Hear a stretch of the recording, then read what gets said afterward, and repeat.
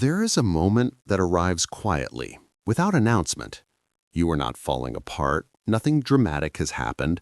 Life around you looks normal, even calm. Yet something feels heavy. You notice how days continue to move, how conversations carry hints of progress, how people seem to step forward while you remain standing still. No one says it out loud, but the difference becomes visible. You scroll, you listen, you nod. Time appears to be working everywhere except where you are. Achievements pass by like distant trains. Smiles seem confident. Plans sound certain. And inside, there is no chaos, only a deep pause, a stillness that feels misunderstood, even by you. It is not jealousy. It is not anger.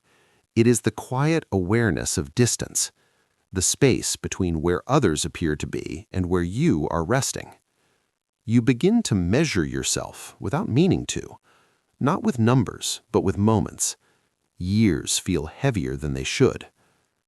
Outwardly, everything looks fine. You wake up, you move through routines, you respond when spoken to. Inwardly, something waits. It waits for permission, for clarity, for movement. The contrast is subtle but exhausting. Silence follows you into ordinary moments. In rooms full of people, you feel slightly delayed, as if life started without you. The clock does not rush, yet it does not wait. You are present but unseen, moving carefully through days that ask nothing and explain nothing. Each pause feels temporary, yet stretches long enough to make you question your place in the flow of everything. It is a quiet noticing, repeated, gentle, and impossible to ignore today.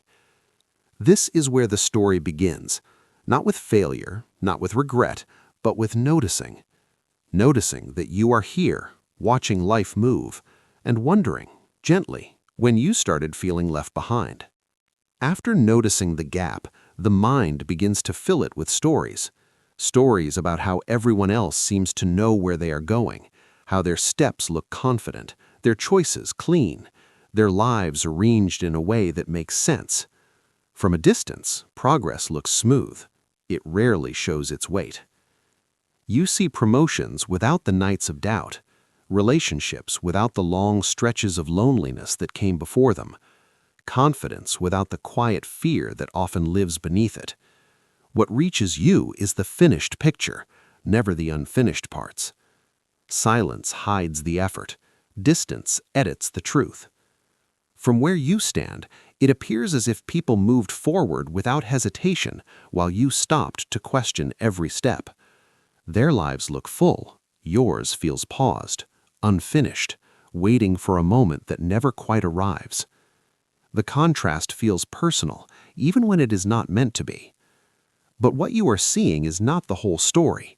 It is only what survives being seen. Progress, when viewed from the outside, loses its context. Struggles stay private. Confusion is rarely shared. Doubt does not post updates. The illusion grows stronger the more quietly you observe it. The less you speak, the more complete others appear. And slowly, without realizing it, you begin to believe that movement belongs to them and stillness belongs to you. Yet beneath those visible steps are hidden pauses, private fears, and moments that look very much like yours. You may never see them, but they exist. The picture was never complete. It was simply distant, and distance has a way of making everything look easier than it truly is. This realization does not solve anything, but it softens the loneliness slightly, reminding you that what feels like certainty elsewhere is often silence shaped into confidence temporarily. Time does not announce itself when it moves. It doesn't knock or warn you that another year has settled quietly behind you. It simply continues, steady and indifferent, while you try to keep up without making noise. There are no dramatic collapses here, no single moment where everything broke, only days stacking on days. Birthdays arrive softer now. Seasons change without ceremony. You notice them in small ways, in the way light shifts, in how familiar routines feel heavier than before. Nothing is wrong enough to explain the tiredness, yet the tiredness stays. It lives beneath ordinary moments, making even rest feel incomplete. Others seem to mark time with milestones, announcements, celebrations, visible progress. Your time passes differently. It leaves fewer markers. It asks you to endure quietly, to keep going without applause. The contrast grows sharper with every passing month. This is not laziness. It is not a lack of effort. It is the weight of carrying questions without answers for too long. Emotional fatigue builds slowly, the way dust gathers when no one is watching. You don't notice it until breathing feels slightly heavier. You wake up, you show up, you continue. Not because you are driven, but because stopping feels more frightening than moving forward slowly. Time keeps moving whether you feel ready or not. It does not rush you, yet it never pauses. So, you learn to walk beside it, tired but upright, carrying days that ask little and offer even less. There is no failure here, only quiet endurance. And sometimes acknowledging that endurance is the only rest you get. It remains unseen, uncelebrated, yet deeply human, shaping you slowly, teaching patience without comfort, strength without recognition, and survival without explanation, while time keeps passing, asking nothing, answering nothing, leaving you quietly standing still here. Some conversations never leave your mind. They replay quietly while your mouth speaks simpler words. When someone asks how you are, you answer easily. Fine. Okay. Managing. The words fit the moment, even if they do not fit the truth. Inside, questions continue talking. Questions about timing, about whether you waited too long or moved too early. Questions about worth, about whether effort mattered if results never showed. They arrive uninvited and stay longer than they should. You carry them into ordinary days, into rooms where no one knows they exist. Outwardly, you look calm. You listen, you smile, you respond at the right moments, you laugh when expected. Nothing about you suggests struggle. The conflict stays contained, tucked beneath practiced expressions and polite pauses. Silence becomes a skill you learn slowly. These are not dramatic thoughts. They do not scream, they whisper. They ask quietly at night and follow you into mornings that begin like any other. You do not share them because they feel unfinished, uncertain, and difficult to explain without sounding weak or ungrateful. So you keep them private. You nod when others speak about plans. You offer encouragement you are still searching for yourself.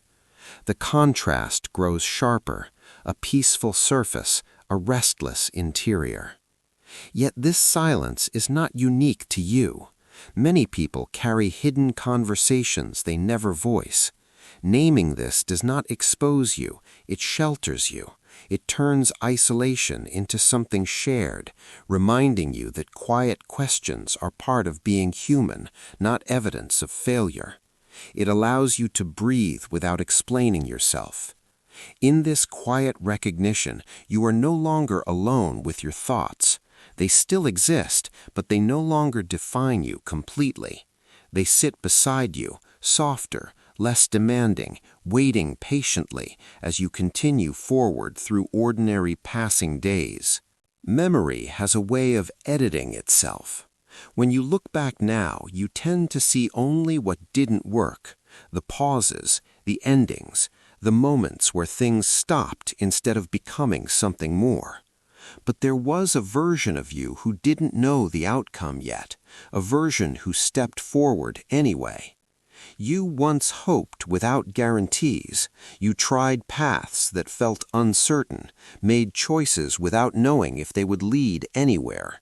You showed up with limited confidence, carrying doubts quietly, yet you showed up. At the time, it didn't feel brave, it felt necessary. Looking back, it is easier to call it failure. Effort disappears quickly when results don't last. The world remembers outcomes, not attempts. So you learned to measure your past by what survived, not by what it cost you to try. Slowly, self-blame filled the empty spaces where understanding should have been. But courage often hides inside ordinary decisions. It hides in starting again after disappointment, in staying longer than comfort allowed, in walking away when staying would have erased you. None of that looked impressive from the outside. Most of it went unnoticed. That earlier version of you is still part of this story, not as a mistake, not as wasted time, but as proof that you were willing to risk uncertainty. Remembering this does not change the past, it changes how gently you hold it.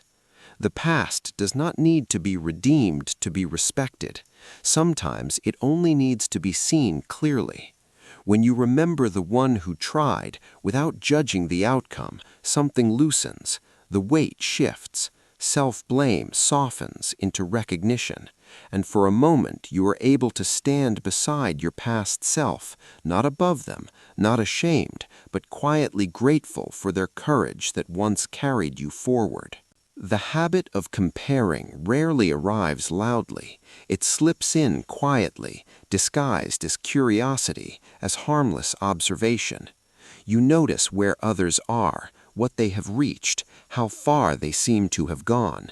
Without deciding to, you place yourself beside them. Measurement begins before you realize it. At first, it feels neutral, just noticing differences, just observing timelines that look clearer than yours.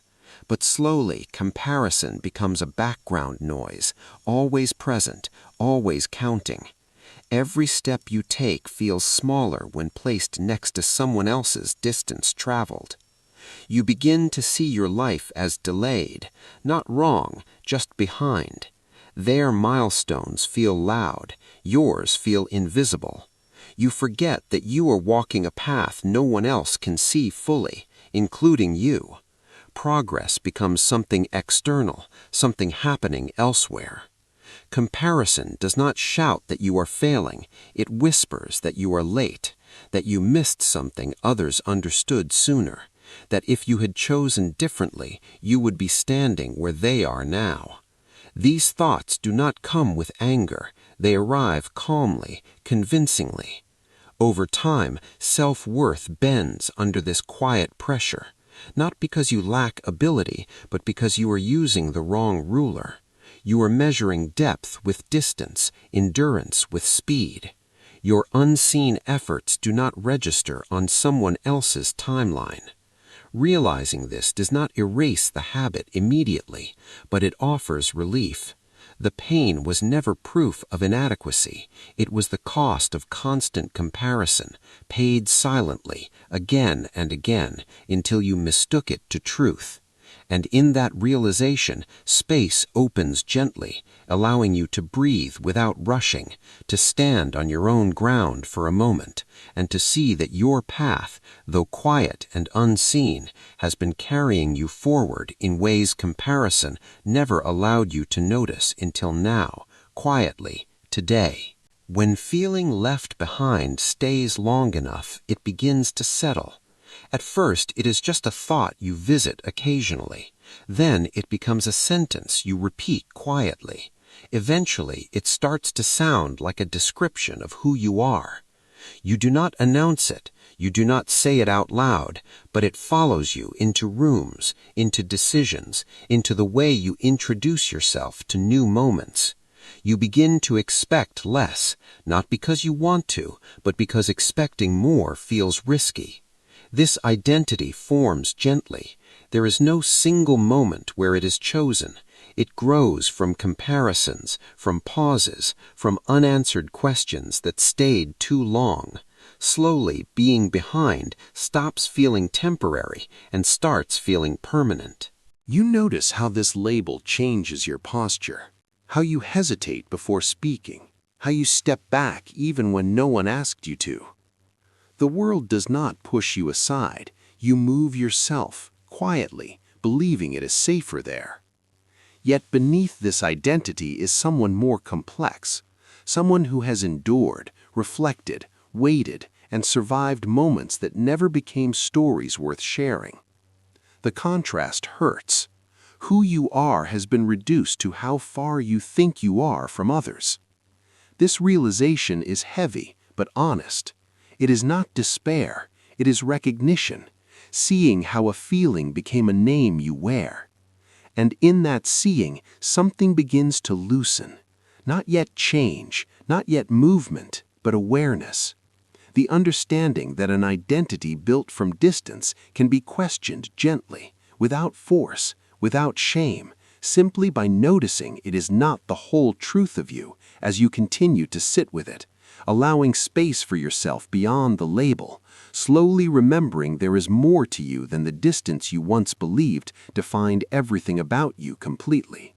A different understanding begins to appear when the noise quiets. Not everything that moves is progress, and not everything that looks still is stuck. Some changes happen inward, where no one is watching, where there are no markers to point at later. You have been surviving days that asked more than they gave. You have been choosing restraint when reacting would have been easier.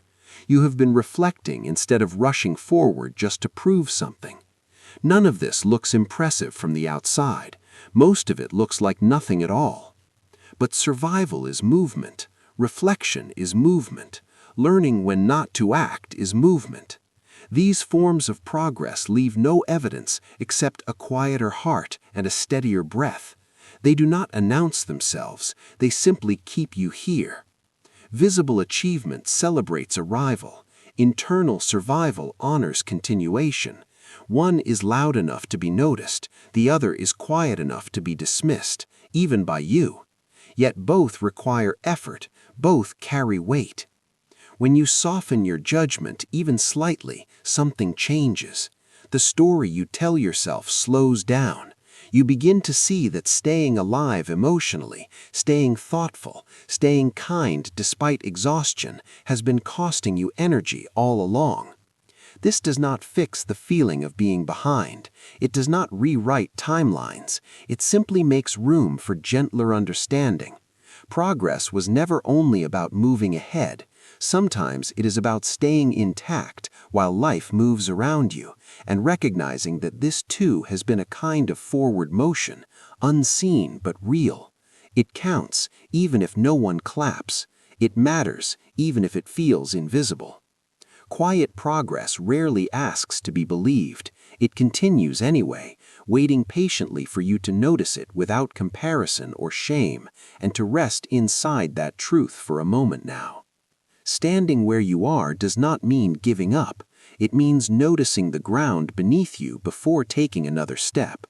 For so long, stillness felt like evidence of failure. Now it becomes a place you are allowed to occupy without explanation. There is no rush in this moment, no demand to catch up or prove movement, just the present, quiet and unremarkable, holding you exactly as you are. You are not preparing for life, you are already inside it. Allowing yourself to stay here feels unfamiliar. You are used to measuring worth by motion, by visible effort. Pausing feels wrong at first, like you are breaking an unspoken rule. Yet nothing collapses when you stop reaching forward. The world continues, people move, plans unfold, time passes, and you remain. Not frozen, not defeated, just present, breathing, observing, existing without comparison. This presence carries a softness you have not felt in a while. Being here does not erase longing. It does not solve questions. It simply removes the pressure to answer them immediately. Stillness becomes a kind shelter instead of a sentence. In this space, you are not behind. You are simply where you are.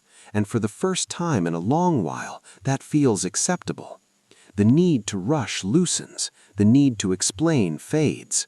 You stand quietly inside your own life, not waiting to begin, not trying to escape, just allowing yourself to exist as you are today. There is no finish line visible from here, and that is all right. This moment does not demand clarity. It only asks you to stay, to feel the ground, to trust that standing still is also a form of being alive. Nothing more is required now, except gentle presence, quiet breathing, and permission to rest without explanation for this moment alone. You were never as behind as you thought. That belief was built slowly, from glances outward, from measuring yourself against moments you could not see fully. The distance felt real because you kept looking away from your own quiet movement. When you look inward now, the story changes gently. You notice endurance where you once saw delay. You notice patience where you once saw weakness. The years did not disappear. They shaped you in ways that do not show easily, but remain. Self-blame once felt logical. It gave the confusion a cause. If you were behind, then something must have gone wrong. Forgiveness feels different. It does not explain everything. It simply releases the need to punish yourself for surviving imperfectly. You did not miss life. You lived it quietly, carefully, often without witnesses. You stayed when leaving would have been easier. You waited when rushing would have cost you more. These choices mattered, even if they never looked like progress. Still being here is not an accident.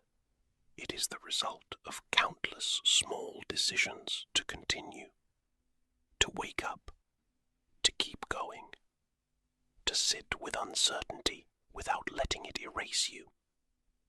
There is dignity in this realization, not pride, not relief, just calm understanding. You are not catching up. You are not starting late. You are arriving honestly. The story does not